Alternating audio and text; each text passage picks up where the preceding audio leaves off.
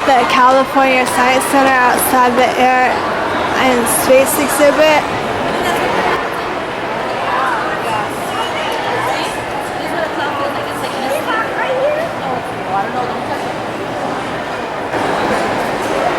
And this is the space capsules project Apollo grew out of President John F. Kennedy's famous speech calling for the United States to land a man on the moon and return him safely to Earth before the end of the 1960s. Apollo command modules carried 3 astronauts from the Earth to lunar orbit. Once in lunar orbit, 2 astronauts transferred to a lunar module not displayed here that separated from the command module and carried them to the lunar surface. On return from the lunar surface, the lunar module docked with the command module. Then the 2 astronauts re-entered the command module for the trip back to Earth. The Apollo command module on display here was originally built to go to the moon as Apollo 18 when Congress cut funding for the Apollo program. Its mission was changed to the Apollo Soyuz test project.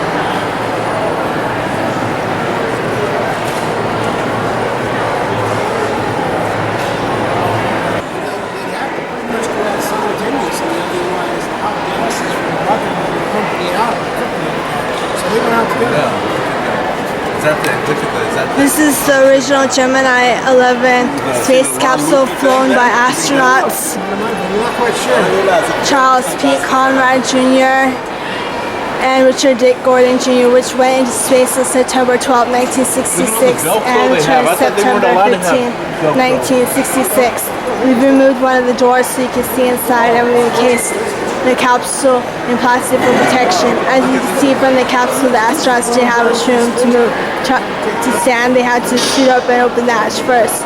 The 2 astronauts lived together inside this capsule for almost 3 days, eating 3 freeze-dried meals a day, getting rid of waste with hoses and bags, and sleeping weightless in the jet 10 people all around the Earth.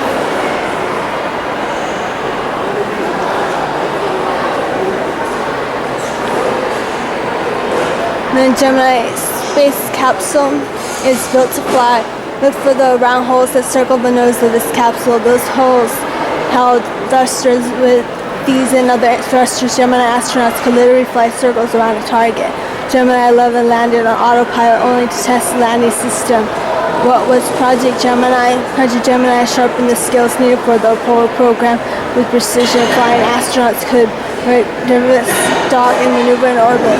Longer flights and targeted re-entries also helped us for the moon flights.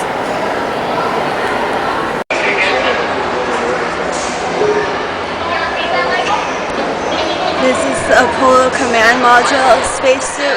Apollo Command Module pilot Thomas K. Mattingly wore this spacesuit during the Apollo 16 lunar mission. Its design protected the astronaut from the high-energy radiation of the sun, extreme changes in temperature, and micrometeoroids. The spacesuit has 21 layers and weighs 185 pounds on Earth. The astronaut's life support system is contained within the backpack, which provided enough oxygen for 8 hours. The spacesuit's one-piece liquid cooling and ventilation undergarment contains about 300 feet of plastic tubing. All functions of the suit are monitored and controlled from a control board mounted on the chest pack. The spacesuit is displayed with the helmet removed in order to provide adequate air circulation to help preserve the suit. These are the helmet and gloves that go with the Mercury suit. I'm going into the Air and Space exhibit. This is the Chandra Space Telescope. Chandra orbits Earth to look at high-energy X-ray light from stars and galaxies, light that can't go through our atmosphere. Chandra is as long as a big trailer. Our model is 1/5 scale. Chandra's overall orbit goes more than a third of the way to the moon. Chandra is one of NASA's 4 great space observatories, one each to look at the sky in X-ray, gamma, infrared, and visible light. X-rays don't reflect off a mirror the way normal light does, so mirrors used in the X-ray telescope need an unusual shape. Chandra's moon mirrors look a bit like glass barrels. Incoming X-rays glance off the insides of the barrels and focus to a point.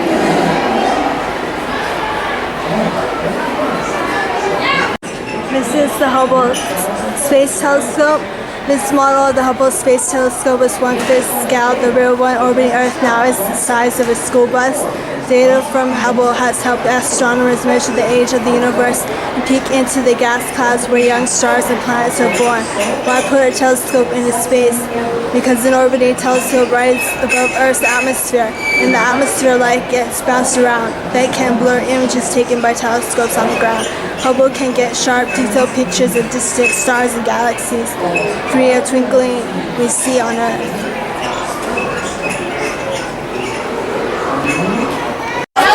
At the Endeavor, California Science Center.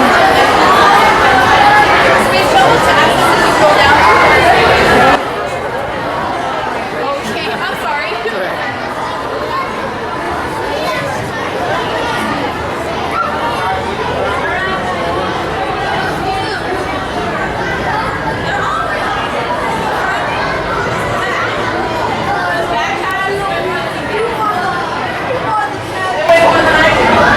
Where the rubber meets the runway, space shuttle tires took a lot of pressure from orbit to landing. The shuttle tires weather temperature changes of up to 170 degrees Fahrenheit and a drop in altitude of over 200 miles in less than an hour. Altitude and temperature changes in air pressure which could have caused tires to leak or burst if they weren't designed to meet the challenge. Like tires on most aircraft, space shuttle tires were filled with nitrogen. Nitrogen works better during altitude and temperature changes than air, which is made up of 21% oxygen. Nitrogen also resists fire since the molecules are bigger than oxygen. Nitrogen leaks out from tires more slowly, which is a big plus in a vacuum of space.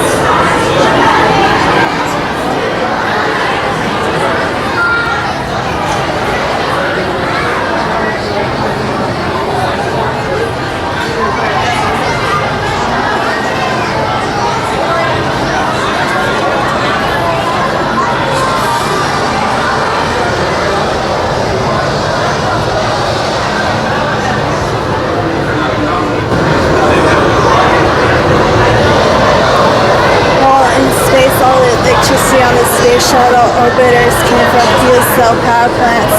The orbiters' fuel cells generate electricity from chemical reactions using hydrogen and oxygen instead of the pollutants left behind from burning gasoline or other fuels. The only leftovers after the chemical reactions were water and heat, both of which came in handy on the shuttle for other uses. This fuel cell power plant used on Endeavour produced several kilowatts maximum continuous power. That's enough to power 115-60-watt light bulbs at a time. Each orbit had 3 fuel cell power plants on board for every mission, but 2 would have generated enough energy for the orbiter alone. The third made sure that enough electricity was produced to power payloads too.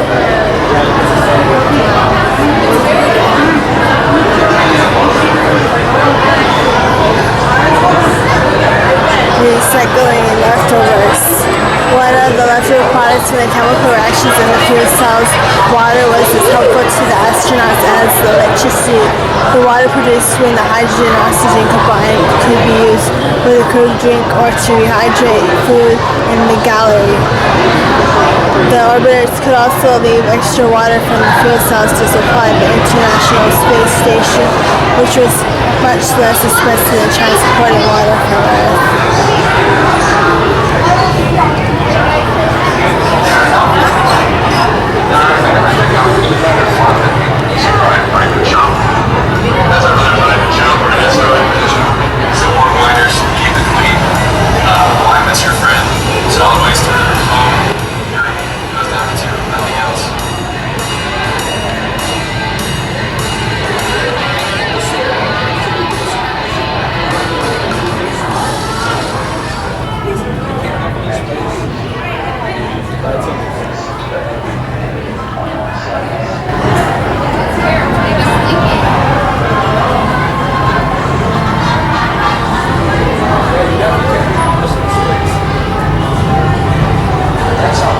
August 1st, 1987, final assembly officially began. Orbiter Vehicle 105, later known as Endeavour, the nation's fifth space-worthy shuttle and the newest of the fleet, as with all orbiters, parts of OV-105 were constructed all over the country, but many of its components, such as the crew compartment and fuselage, were manufactured in California. Pieces came together in Glendale, California, where workers at Rockwell International assembled test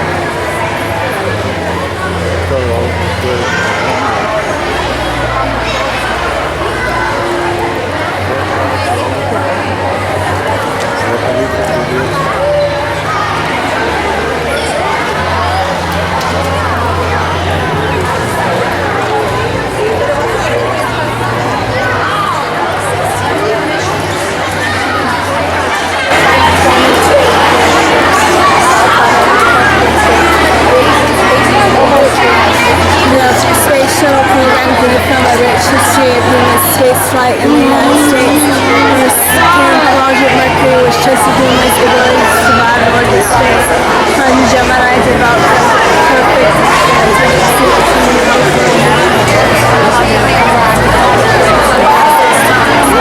space shuttle, the world's first usable space vehicle, took space travel in a new direction. It helped humans keep their presence in space for 30 years and brought others into orbit. They wanted to astronauts not to be many were the shuttle carried scientists, engineers, doctors,